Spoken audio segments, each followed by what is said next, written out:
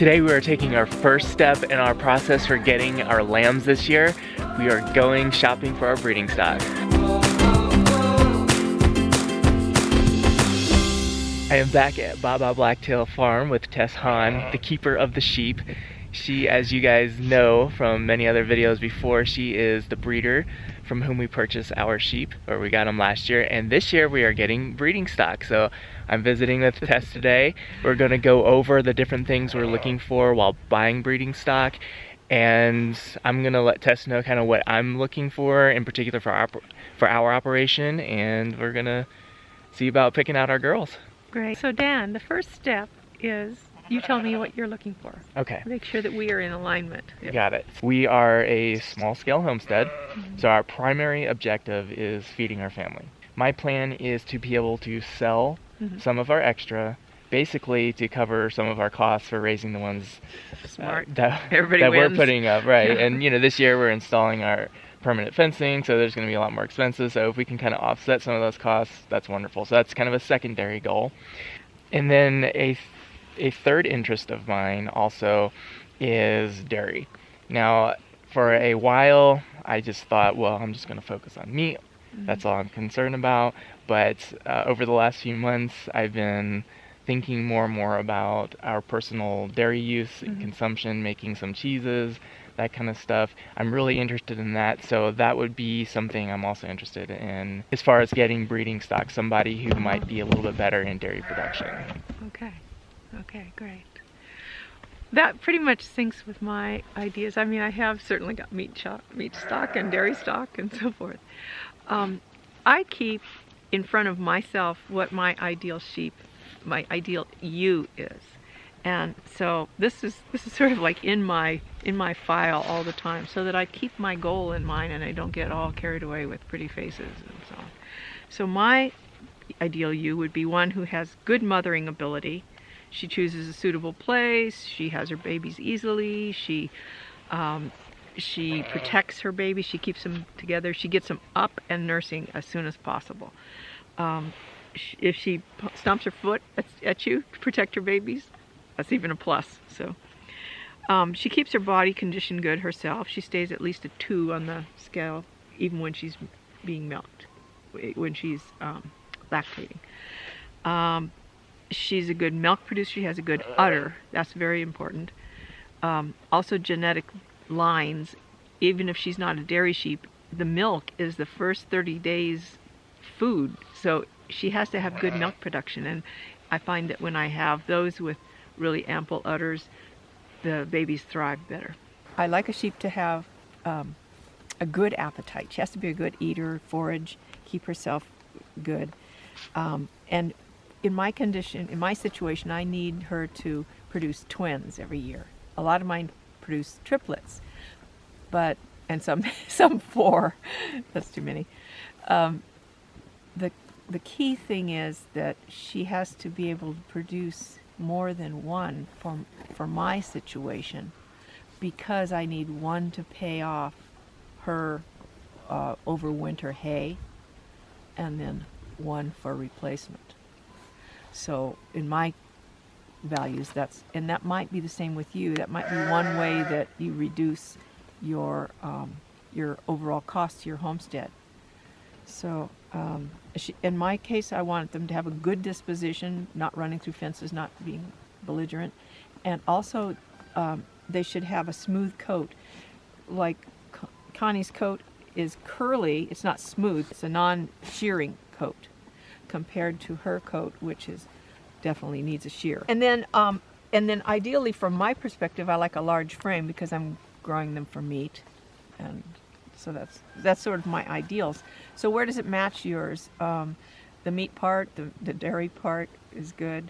I put a little more requirements on it because I've been doing this a little longer, but I think we have something in common here. Excellent. The grass-fed piece is a big one. When you're getting into dairy, it's pretty challenging because when the last month of pregnancy, the baby is growing 70% of its size. So they need 1.5 times their usual maintenance. We give a lot more pea pellets because pea pellets are a legume. Right. They're field peas, and we do that to bump up the protein. And so you might consider whether in your dairy program or in your feeding program in general, what are you going to do in the winter to make sure that they get enough? Right. So always I refer you back to how are you going to feed it. If you know how you're going to feed it, then you know what kind to buy. I brought out some sheep that are probably going to be the kind that will be appropriate for you. Okay. And my management is that I have my A team, my B team, and my C team. The A team are my top producers. They're my breeders. There's usually only about 15 or 20 of them at the most. And they have to have a really good report card to get to the A team and stay on the A team. And then the B team is the ones that are really good breeders, but they're not my particular really good breeders. So they're like available to sell. All right, so these have now gotten to be in the B team, and I'll tell you exactly why. And just to clarify, the A team, they are not for sale. Correct. Yeah. And then the C team are the commercials. And so we have an expression, they're either good or they're delicious. And the C team are all going to be delicious. They're going to be famous on the table. They're going to make wonderful meals for people. And there's nothing wrong with being on the C team. And so what you wanted from me was to get some of mine that were A team type that have come off the A team. And so that's what I have prepared here. So one of the top ones is Connie. You'll notice Connie is quite a sheep. She's a big girl. Connie's 100% Katahdin. She's got that smooth coat, the wide frame. She's white with the pond eyes. That's how you'll know which is Connie. Her date of birth is 2012. She was born here at our farm, and she's a twin sister of Lightning. And you remember Lightning? I do remember Lightning. Sire. Yes. So that tells you what kind of genetics she had. She's the twin of my herd sire that I've had all this time until he passed away last fall. So in 2014, she was bred with Bigfoot Boy, and she made a ewe that was 9.5 pounds. Gabrielle was top quality. I mean, top quality. She was really, really good. 2015, she was bred with Porter. She made one ewe, 10.5 pounds. Gray slippers, really nice, really pretty. In 2016, she was bred with Bigfoot Boy. She made 9 pounds. He sold immediately. He was a ram lamb, and he sold immediately. Somebody said, I'm going to keep him for my breeding stock. So she produces really, really beautiful, big animals. She's had a couple of different rams, so we know that it's not just the ram, it's her. So that kind of enters into it. This year, I bred her to Casper. Casper is a little bit bigger ram, and he has milk genetics. So her babies are going to have some Frisian genetics, because Casper's a 50-50. So they're going to have a quarter Frisian. They're going to be big. They're going to be really good quality for milking. And she doesn't give me twins. So that's the only reason why she's leaving the A list. She's been the A list all of her life. Her brother was my herd sire. But she doesn't give me twins. She gives me one big, beautiful baby each time, which, that's enough to drop her off my A list. Mm-hmm. But she's a great sheep. So what she has going for her, Connie, is a good mother, great bloodlines and size, and she's definitely an easy keeper. I mean, she stays buff on very little food. She is currently weighing at 220, but her non-pregnant weight is 170, which is really big for a Katahdin. That's really great size. And she produces muscular team players. She's muscular lambs. One of the things that I think is really important for a new homesteader, someone new to breeding, is that you have at least one ewe that's got sort of experience and that knows how to take care of her. I mean, ideally, all your ewes should be good mothers. You don't need to start off really with ewe lambs. I mean, you can do it, but sometimes the ewe lambs don't know what's happened, and they don't feed their baby. they don't know. So that's why I thought of Fiji. Fiji's another one she was my foundation stock. She was one that I have based my whole breeding program on. Fiji's 100% Katahdin, smooth coat. And then in 2012, I purchased her. And she was bred already to Big Daddy. Big Daddy was a big state champion guy. So she produced, in 2013, she produced twins, 11 pounds and 9 pounds. In 2014, she produced twins, 10.5 pounds and 10 pounds. In 2015, she produced twins, 2 ewes, 11.5 pounds and 10 pounds. That 10-pounder was named Tahiti. Gosh, she was really pretty. And 2016, she was mated with a Shakespeare, and she produced 7 pound and 8.5 pound. She's just a really, really excellent mother. She'll stomp her foot. She takes care of her lambs. She really, really knows how to mother. And that's a big plus for me, and it's a big plus for a new homesteader. So the big drawback with her is her date of birth is July 1st, 2009. She was a twin, so she was a 2009 model. So what I find is that the sheep do well producing for us until they're about 10 years old. So since she is an older ewe, then that's why she is coming off of my A list. She would stay on my A list. If you don't buy her, she'll probably just stay and keep producing for me. But, when I was looking for a group of sheep for you to consider, Fiji is really a good one. And she wouldn't be going to any home that wasn't going to take care of her. That's a big deal to me. So Thank you. this year, I bred her to the Dorper ram, because I like her, and I like to get her foundation with some Dorper meatiness, because clearly when she bred, she gets the good size. She can manage a large lamb, because if you have a really small ewe, you don't want to put a big giant ram. So she's done well with all those big boys, and so I thought, well, I can create a really beautiful one with the Dorper color and with her consistency. Another one for your consideration is Veronica. Veronica is the girl with the dark face and legs. Okay, so Veronica, she's a character. She's 100% Katahdin, and she was born, her date of birth was 2013. She was a twin and was 10 pounds at birth. The funny thing about her birth, her mother had met with a bad accident, and so she was one of my first experiences of having a bottle baby. And so I have a lot of pictures of Veronica with me at my computer with a bottle, and Veronica in the garden with me feeding her. So she's well socialized too then. She was pretty socialized. I haven't fussed with her much now, but right. she grew up with a lot of love.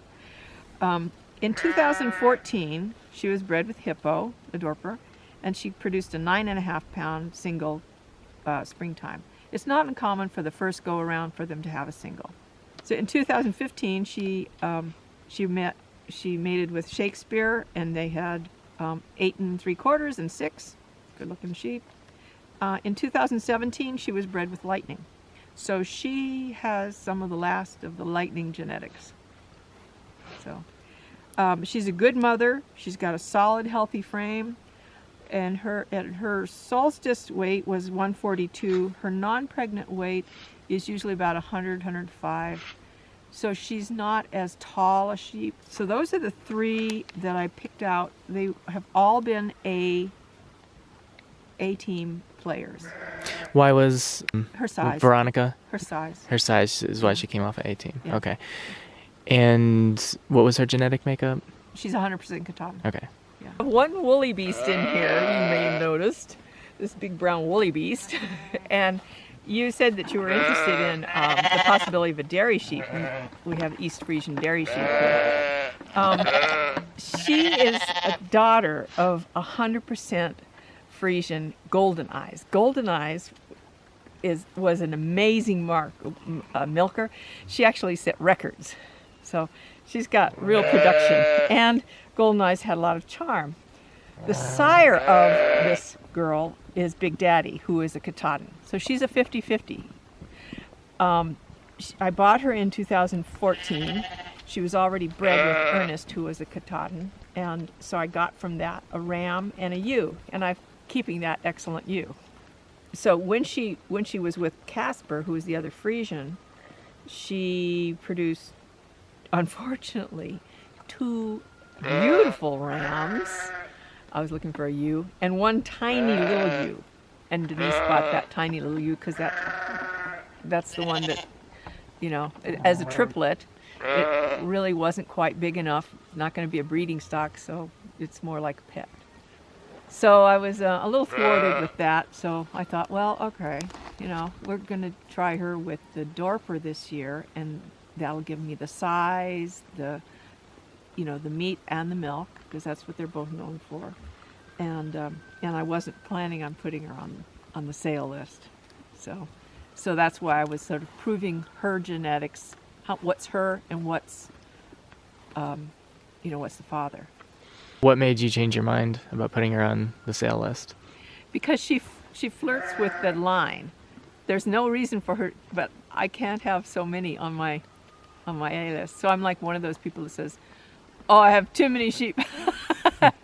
Can you talk about milk production? Like, what kind of milk production should one expect from... Her name is Annabelle. Annabelle, okay. I didn't like that name too much. Do you have records on milk production? Of her? No, because I didn't milk her. Okay. She had triplets. I just let her raise the triplets. We won at the county fair with chocolate. We milked chocolate. And we would get generally a quart to a quart and a half a day. And that was for, it's the most abundant about 3 to 5 weeks after, as nature would make sense. And then it tapers off a little bit, and it keeps going while you keep milking. So. Ruffle rump. And she had these babies a little out of season. She had them the 2nd of January, and so when you think about how big a baby gets, how soon, they were born on January 2nd, and they were 9 pounds and 7 pounds. They doubled in weight in 3 weeks, based on just mom's milk. And just to clarify, she lambed out of season because she wasn't yours. She was kind of a rescue that you brought back here from someone else's farm. Boy.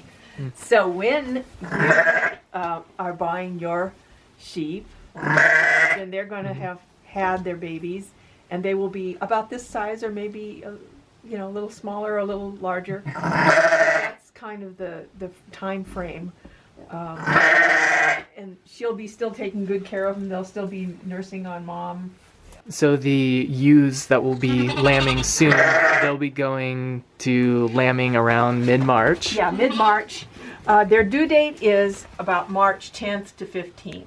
You're looking at mid-March to mid-April for lambing, and then usually it's 60 days to 90 days for weaning. But in the case where you're buying the ewes, so once they're steady and strong, and all of your ewes have lambed, then we can take the whole bunch up there when you're ready. The weather conditions, the mud, exactly, all the rest of it. So I expect that your lambs will all be born, within 15 days or 17 days of each other. Awesome. Does that make sense? Absolutely. Okay. I'm very excited. Yeah, they're going to be great, and they'll be this size, or maybe a little smaller, a little younger rather. Yep.